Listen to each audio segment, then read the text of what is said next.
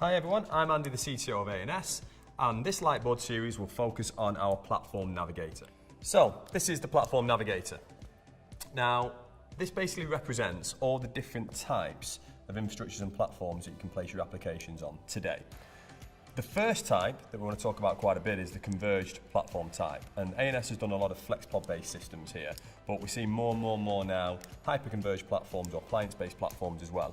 And these are really good for your traditional sort of systems of record-based applications. So when you're talking, your traditional Platform 2 application types, or your systems of record, your line of business, these are really strong in that area. They have a lot of horsepower, they have a lot of memory and CPU in the storage controllers that effectively allow you to run big line of business systems application, your traditional second platform applications on a converged infrastructure. Now, ANS in this space does something called Rapid. So we factory integrate all our infrastructure. It makes it faster. We do infrastructure as product, not project. And effectively what that allows us to do is to have a better, stronger quality assurance process because we pre-integrate everything in the factory, we test it, and we deliver it. And we will do that for you in 28 days. And we have 3 different types that we do: a flex, a fire, and a rail, dependent on the different types of scaling model that you would like from your converged infrastructure and your converged platform moving forward. So in real case there, that's a really strong market, and most infrastructure that's procured on-prem is pretty much procured of the converged fashion if that's where you're looking to go. The operating model for these systems as well, for converged systems, is traditionally ITIL based. So because they're basically catering for Platform 2 systems of record or applications that are built to last, not necessarily built to change, so high governance applications, they will be under an ITIL based framework of some description, which is really heavy change control, lots of change authority boards, lots of change advisory boards, making sure that those systems are up for stable and high performance. The next one that I want to talk about is private cloud.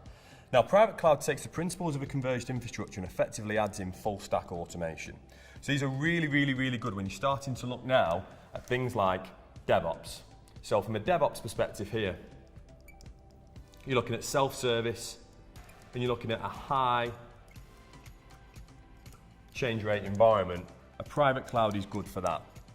And at this point now, you're going to release the shackles a little bit, and you're maybe going to go under a different type of sort of continuous or agile change control. Good for organizations that are heavy on test and development, heavy on software development, and heavy on building their own applications internally. And ANS here does Rapid again there as well. So what we do here is we integrate the infrastructure, but then we add the cloud management platform over the top, which gives us all the automation. So effectively it comes with an integrated CMP, and for that we actually use VMware's vRealize. And we have about 800 scripts in the system, about 100,000 lines of code, which effectively present the infrastructure as self-service catalog items. So at that point we're doing true enterprise infrastructure as a service. And again, that ships within 28 days, and it's on 3 completely different flavors: the flex, fire, and the rail. But what you'll find is the operating models a lot different because it's done through self-service. This is for more modern types of operations or cloud managed types of operations. Then we get into hosting. So hosting has been really popular for things like critical web and application hosting. So web application hosting is a real key one, where you might go to a third-party hoster. You'll get a really strong uptime SLA. Really good if you don't want to own your DC, so what we call DC 0. And really good if you just basically want either a price per gig or a price per month, more of a revenue-based model, and an SLA end-to-end, data center, platform, everything on a fully managed service. So that's really where organizations look at hosting. You may be able to find here that you'll have a couple of different types. So depending on what hosting provider you'll use, they'll maybe give you a high change rate environment, something that suits itself more to DevOps, or actually a low change rate environment that's a bit more stable uptime for applications like the Platform 2 applications that effectively just need to sit there and run for a period of time. And in this instance, ANS does a couple of different types of things. The first one we have is what we call Type 1 hosting. And Type 1 hosting is basically your VMs are simply hosted, your applications are simply hosted with an uptime SLA in a number of data center facilities that we operate, connected via our national network. So at this point, really, there's no fancy bells and whistles. It really is uptime, no cloud management platform. It's base virtual machines and applications, typically for Platform 2 style applications, systems of record, transactional systems. And we operate that under a strict ITIL-based change control model. But then we have something called Type 2. Now, from a Type 2 perspective, Type 2 is where we actually use automation software over the top. So we do a cloud management platform. So effectively, it's like the rapid private cloud system provided on a revenue model, but it comes with full stack automation. We do a couple of different types. We do a full VMware stack from an enterprise application perspective, where we're using vRealize automation again, a full heavily customized version of vRealize automation to give you as much self-service as possible out of the system. But we also do OpenStack as well. Now, OpenStack's gaining a lot of adoption in the hosting space because of some of the nature of its open source. You've got lots and lots and lots of different projects with OpenStack that really allow you to build really modern-based applications that are API first. So it gives you good, solid grounding of infrastructure, and ANS supports both of those types of applications, so Type 1 and Type 2. And we can do that on a revenue model as well, and I'll talk about that in a second. But then where it gets really interesting is in public cloud. So now these are really, really, really good. So you've got three types of applications if you think about it. You've got traditional apps, you've got cloud optimized apps, and then you've got cloud native applications. So for cloud optimized and cloud native applications, which would typically fall under the third platform banner, if that was sort of the second platform over there, you were to say platform 3 over here, they're really good for platform 3 apps. Yep, so for all intents and purposes, anything that's IoT, anything that's social business, modern web application, what we call systems of engagement, systems of innovation, are really good to be built in the public cloud because they're amazing for high change rates. Pay for what you use, and effectively if you're doing DevOps again, you know, if you're doing fast continuous change control, you've got big test and dev environments, to the point where actually you're not quite sure how you're going to consume infrastructure over the course of time. So using something that's on demand and pay as you go is really, really, really good. But what we also see is organizations taking some of the applications that were traditionally hosted in this on-prem model and actually re-platforming them in public cloud. So there's lots of growth going on there, and this is a big area for ANS to actually not just build brand new applications under a DevOps or continuous culture, but to actually, you know, take some of these older applications and people migrating them into public clouds. The next thing from a public cloud perspective is the brilliant from a services. And what I mean by services is you've got